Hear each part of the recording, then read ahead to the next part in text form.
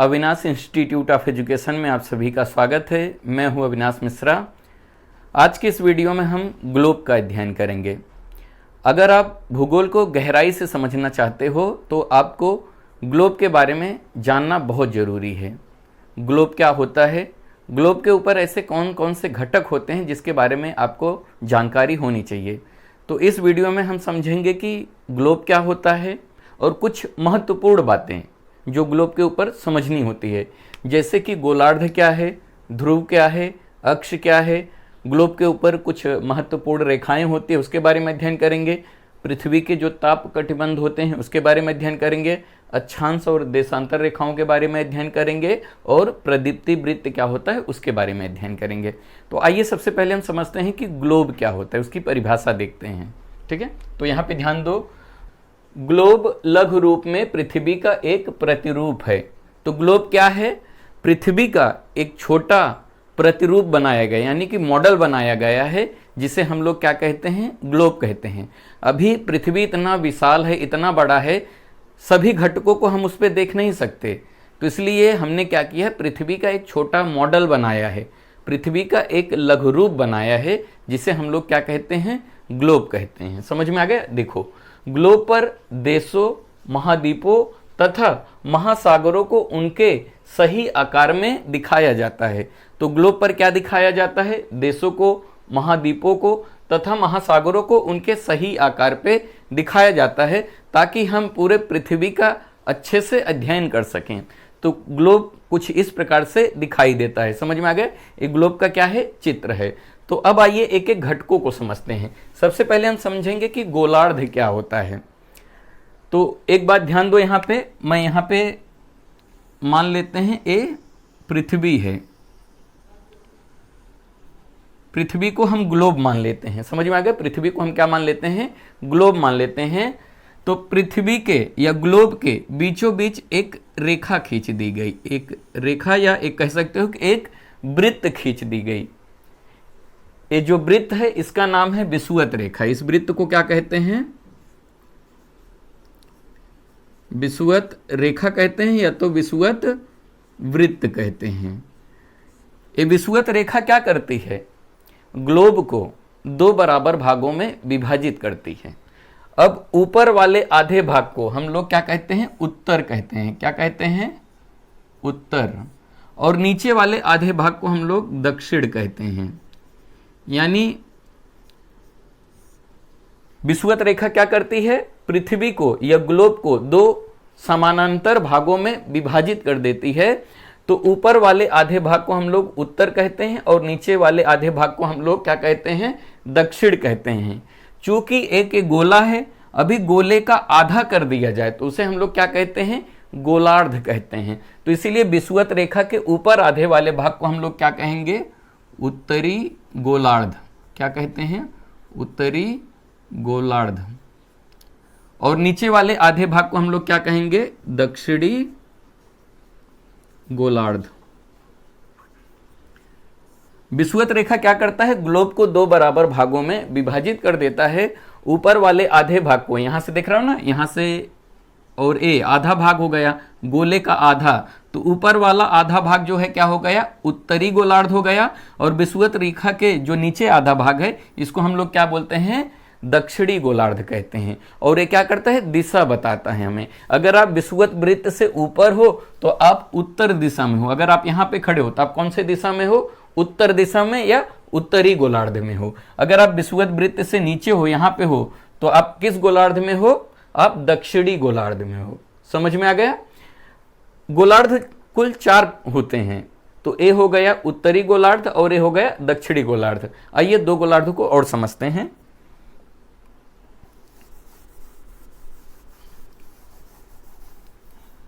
अभी यहां पे ध्यान दो, ए मान लेते हैं कि ग्लोब है।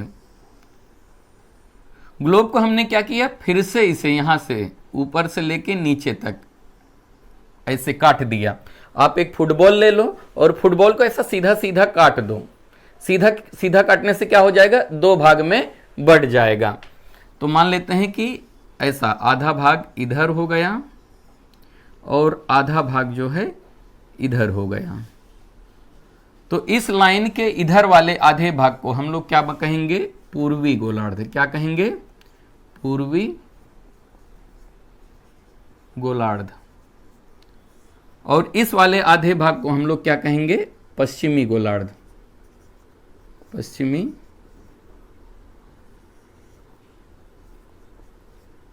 गोलार्ध। तो गोलार्ध कुल 4 होते हैं। सबसे पहला कौन है? उत्तरी गोलार्ध, दक्षिणी गोलार्ध, और इधर जो है क्या है? पूर्वी गोलार्ध, और इधर जो है पश्चिमी गोलार्ध है। आप इसको यहां से समझो। ये मान लेते हैं कि ग्लोब है। ग्लोब को अगर हम विषुवत रेखा से विभाजित कर दें तो ऊपर आधे भाग को क्या कहेंगे? उत्तरी गोलार्ध, और नीचे वाले आधे भाग को क्या कहेंगे? दक्षिणी गोलार्ध। और ऐसे अगर सीधा सीधा काट दें तो इधर आधे भाग को क्या कहेंगे? पूर्वी गोलार्ध, और इधर आधे भाग को क्या कहेंगे? पश्चिमी गोलार्ध।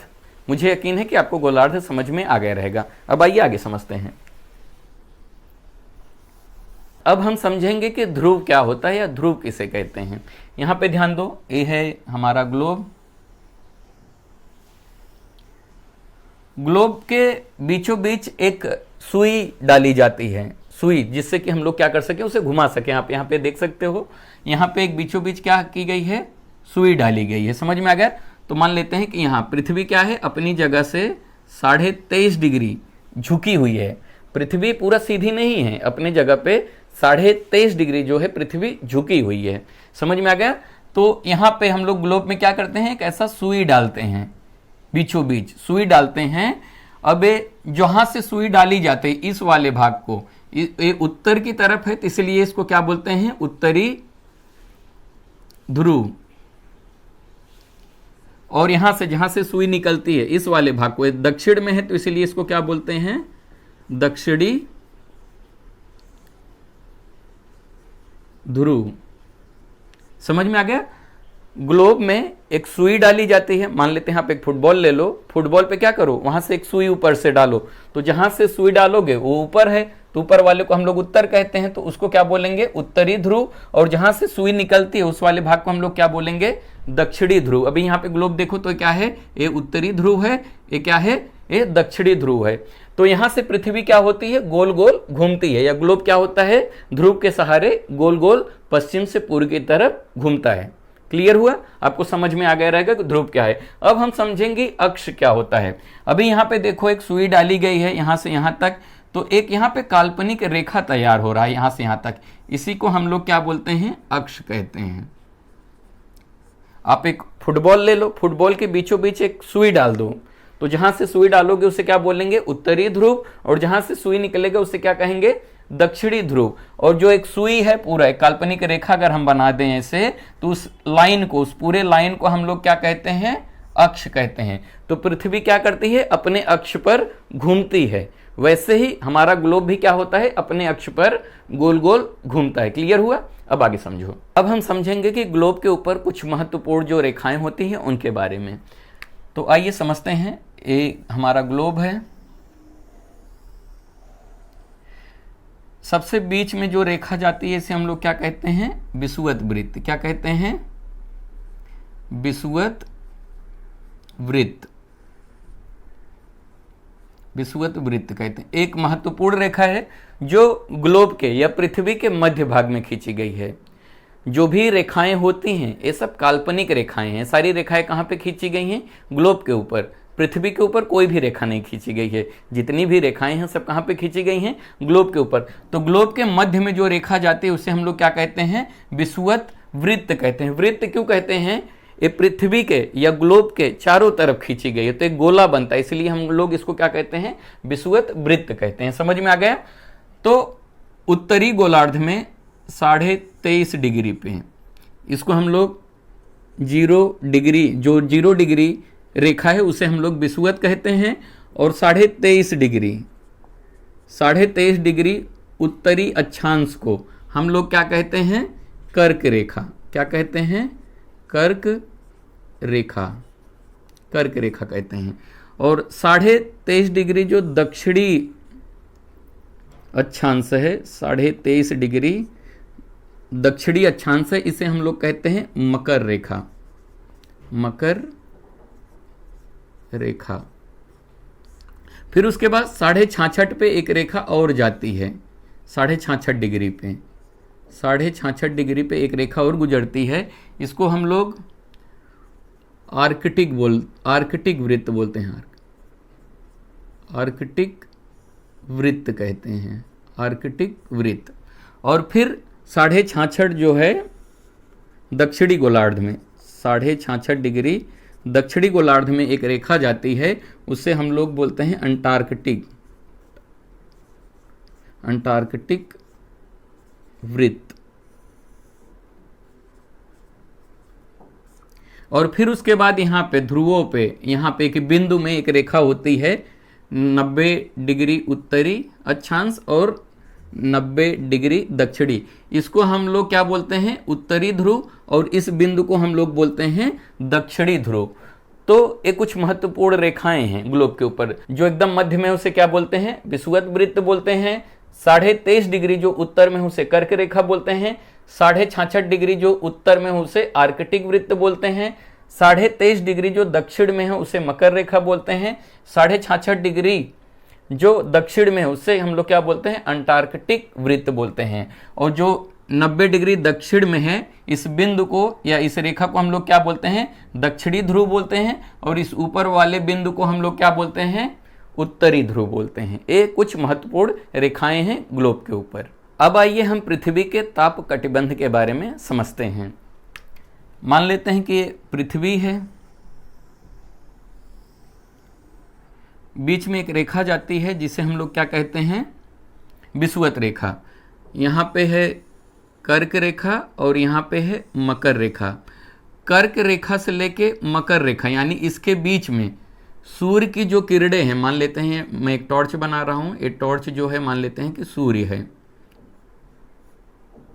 अगर हम टॉर्च को जलाएंगे तो क्या होगा, सूर्य की किरणें यहाँ पे सीधी पड़ेगी।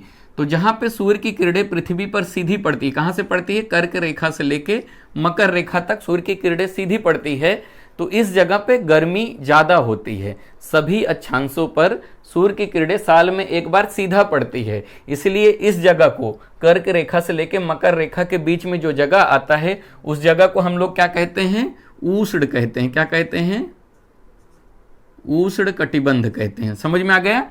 कर्क रेखा से लेके मकर रेखा के बीच में जो जगह होता है उसे क्या कहा जाता है, उष्ण कटिबंध कहा जाता है। क्यों, क्योंकि सूर्य की किरणें इस पे लंबवत पड़ती हैं यानी कि सीधी पड़ती हैं। उसके बाद यहाँ पे एक है 66.5 डिग्री, क्या है 66.5 डिग्री उत्तरी अक्षांश से लेके यहाँ पे 66.5 डिग्री दक्षिणी अक्षांश। अभी यहाँ पे देखो, यहाँ पे है कर्क रेखा। कर्क रेखा से लेके 66.5 डिग्री तक जो सूर्य की किरणें हैं वो तिरछी पड़ती हैं। कैसी पड़ती हैं, तिरछी पड़ती हैं। तो यहाँ पे रोशनी कैसी पड़ती है, तिरछी, सीधी नहीं पड़ती है। तो इस वाले भाग में क्या होता है, ना बहुत ज़्यादा गर्मी होता है ना बहुत ज़्यादा ठंडी होता है। जहाँ पे मैंने लाइन खींचा है उत्तरी और दक्षिणी दोनों तरफ, यानी कि मकर रेखा से 66.5 डिग्री तक और कर्क रेखा से 66.5 डिग्री तक जो ये जगह दिखाई दे रहा है, यहाँ पे सूर्य की किरणें तिरछी पड़ती हैं। तो यहाँ पे ना ज़्यादा गर्मी होता है ना ज़्यादा ठंडी होता है। तो इसे हम लोग कहते हैं शीतोष्ण कटिबंध। क्या कहते हैं, शीतोष्ण कटिबंध कहते हैं। समझ में आ गया। ए वाले भाग को यहाँ से जो लाइन दिखाई दे रहा है ना, यहाँ पे और यहाँ पे उत्तर और दक्षिण में। उसके बाद यहाँ पे ए वाला जो जगह दिखाई दे रहा है, ए वाला भाग, यहाँ पे सूर्य की किरणें पहुँच ही नहीं पाती हैं, इसलिए यहाँ पे क्या होता है, बर्फ से ढका हुआ रहता है, बहुत ज़्यादा ठंडी पड़ती है। तो बहुत ज़्यादा ठंडी पड़ने के कारण इस जगह को हम लोग क्या कहते हैं, शीत कटिबंध कहते हैं। 66.5 डिग्री से लेके 90 तक, यहाँ 66.5 से लेके 90 तक, यानी कि इस वाले पूरे भाग को हम लोग क्या कहते हैं, शीत कटिबंध कहते हैं। समझ में आ गया। मुझे यकीन है कि ये समझ में आ गया रहेगा। अब आइए आगे समझते हैं। अब हम अक्षांश और देशांतर रेखाओं के बारे में समझेंगे। यहाँ पे है ग्लोब। ग्लोब के मध्य से एक रेखा गुजरती है जिसे हम लोग क्या कहते हैं, विषुवत रेखा या विषुवत वृत्त कहते हैं। अभी विषुवत वृत्त के समानांतर उत्तर और दक्षिण की तरफ एक एक डिग्री में रेखाएं खींची गई हैं। यहाँ पे विषुवत है, विषुवत रेखा के समानांतर एक एक डिग्री पर उत्तर की तरफ और एक एक डिग्री के अंतराल पर दक्षिण की तरफ रेखाएं खींची गई हैं। इन रेखाओं को हम लोग क्या कहते हैं? अक्षांश रेखाएं कहते हैं। क्या कहते हैं? अक्षांश रेखाएं। अक्षांश रेखाओं को डिग्री में लिखा जाता है। तो विषुवत जो वृत्त है उसे हम लोग 0 डिग्री कहते हैं। एक एक डिग्री पे एक एक रेखा खींची गई है। तो ध्रुवों तक अगर आप देखोगे तो 90 डिग्री का कोण बनता है।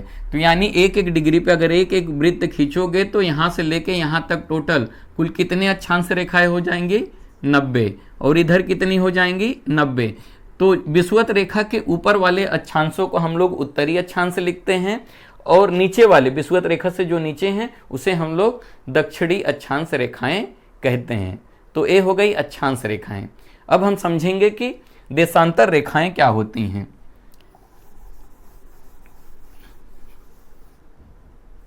यहां पे ध्यान दो, ये है हमारा ग्लोब, ये है उत्तरी ध्रुव और ये है दक्षिणी ध्रुव। उत्तरी ध्रुव से लेके दक्षिणी ध्रुव को मिलाने वाली रेखा को हम लोग क्या कहते हैं? देशांतर रेखाएं। पृथ्वी के ऊपर उत्तर से लेके दक्षिण की तरफ एक एक डिग्री के अंतराल पर बहुत सारी रेखाएं खींची गई हैं। उन रेखाओं को हम लोग क्या कहते हैं? देशांतर रेखाएं कहते हैं। देशांतर रेखाएं क्या होती हैं? उत्तरी ध्रुव से लेके दक्षिणी ध्रुव तक खींची गई एक एक डिग्री के अंतराल पर रेखाओं को हम लोग क्या कहते हैं? देशांतर रेखाएं कहते हैं। तो कुल देशांतर रेखाओं की संख्या कितनी है? 360। 360 क्यों है? क्योंकि पृथ्वी गोल है। अगर आप एक वृत्त बनाओगे तो एक वृत्त का मान कितना होता है? 360 होता है। तो इसीलिए पृथ्वी के ऊपर या ग्लोब के ऊपर कुल कितनी देशांतर रेखाएं हैं? 360 देशांतर रेखाएं हैं। और एक को हम लोग क्या कहते हैं? 0 डिग्री देशांतर रेखा। 0 डिग्री देशांतर रेखा कहां से गुजरती है? लंदन के ग्रीनविच से गुजरती है। समझ में आ गया? मुझे यकीन है कि आपको अक्षांश और देशांतर रेखाएं क्या होती हैं समझ में आ गई रहेगी। इसके ऊपर मैंने बहुत विस्तार से वीडियो बनाया है, उसका लिंक आपको नीचे डिस्क्रिप्शन में मिल जाएगा। आप वहां से जाके अक्षांश और देशांतर रेखाओं को और ही गहराई से समझ सकते हो। आइए अब समझते हैं कि प्रदीप्ति वृत्त क्या होता है, उसके बारे में समझते हैं। यहां पे ध्यान दो, ये मान लेते हैं हमारी पृथ्वी है और ये हमारा सूर्य है। ये हमारा सूर्य मान लेते हैं। तो सूर्य की किरणें पृथ्वी पर आती हैं तो क्या होती हैं? जिस तरफ सूर्य की किरणें पड़ती हैं तो वहां पे क्या होता है? दिन होता है। और जिस तरफ सूर्य की किरणें नहीं पहुंचती वहां पे क्या होता है? रात होता है। आप एक फुटबॉल ले लो और फुटबॉल के सामने से ऐसा टॉर्च जलाओ तो क्या होगा? आधा भाग उसका प्रकाशित हो जाएगा और आधा नहीं होगा। तो जिस तरफ सूर्य की रोशनी पृथ्वी पर पड़ती है तो सामने वाला आधा भाग क्या होता है? प्रकाशित हो जाता है। तो उस पर क्या होता है? दिन होता है। और जिस तरफ सूर्य की किरणें नहीं पहुंच पाती उस भाग में क्या होता है? रात होता है। तो उसके बीच में काल्पनिक रेखा तैयार होती है जो दिन और रात को विभाजित करती है। उसी काल्पनिक रेखा को हम लोग क्या कहते हैं? उसे हम लोग कहते हैं प्रदीप्ति वृत्त। क्या कहते हैं? प्रदीप्ति वृत्त। एक काल्पनिक रेखा है जो ग्लोब के ऊपर होती है। ठीक है, मुझे यकीन है कि आपको ग्लोब अच्छे से समझ में आ गया रहेगा। वीडियो कैसा लगा कमेंट करके ज़रूर बताइएगा। अगर अभी तक इस चैनल को आपने सब्सक्राइब नहीं किया तो कर लीजिए। वीडियो देखने के लिए धन्यवाद।